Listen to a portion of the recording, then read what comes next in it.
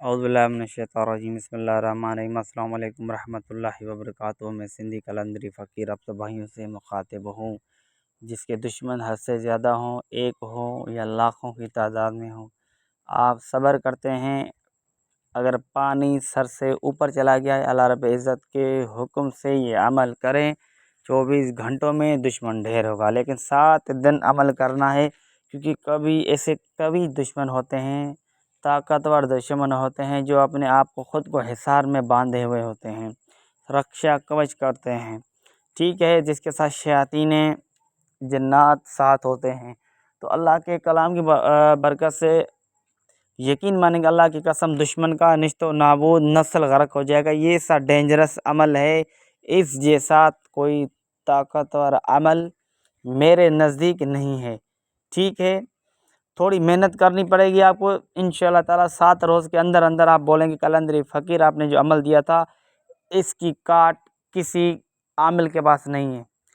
काट करेगा दूसरे दिन, जब आप ये दूसरा अमल करोगे। फॉर एग्ज़ाम्पल आज आपने किया, उसको तकलीफ़ हुई, आमिल के पास गए, किसी जिन वाले बाबा के पास चले गए, भाई की बंदिश ख़त्म हो गई। ठीक है, उसके फ़ौरन बाद दूसरे दिन आपको आपने अमल किया, डबल ताकत उसके ऊपर अटैक होगा।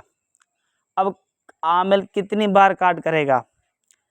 जब 7वें दिन अमल होगा तो उस आमिल के बड़ों में भी ताकत नहीं होगी इस अमल की काट कर सके। ठीक है, आपको सबसे पहले एक लकड़ी की तस्वीर लेनी होगी। ठीक है, हफ्ते के रोज़ मंगल के रोज़ अमल करना होगा। दोपहर 12 बजे आपको बैठना होगा। ठीक है, खुले आसमान के नीचे, तन्हाई में खुले आसमान के नीचे आपको बैठना होगा।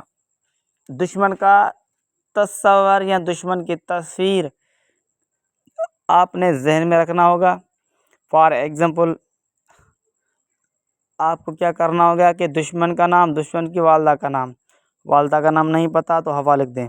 ठीक है, दुश्मन के आदात, ठीक है, और उसकी माँ के आदात आपस में जमा करें।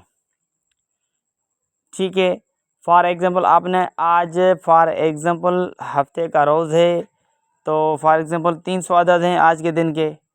ठीक है, यानी आपने आज अमल किया है, अपना नाम, अपनी वालदा का नाम फॉर एग्ज़ाम्पल, या दुश्मन का नाम, दुश्मन की वालदा का नाम ऐड करना है, जमा करना है। दुश्मन के पहले अदद निकालना है, उसकी माँ के अदद आपस में प्लस कर लें। उस प्लस में आपने जिस दिन आपने अमल स्टार्ट किया हो उस दिन के आदात ऐड कर लें। ठीक है, ऐड कर लें।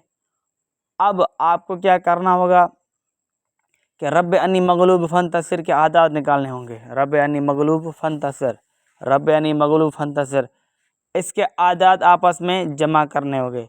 ठीक है, हर दिन के आदात आपको जमा करने होंगे। उतनी तादाद में सामने तस्वीर पर या तस्वीर के बैक साइड जो मकसद लिखना चाहते हैं, जो मकसद आपके जहन में हो, वो आपने करना है।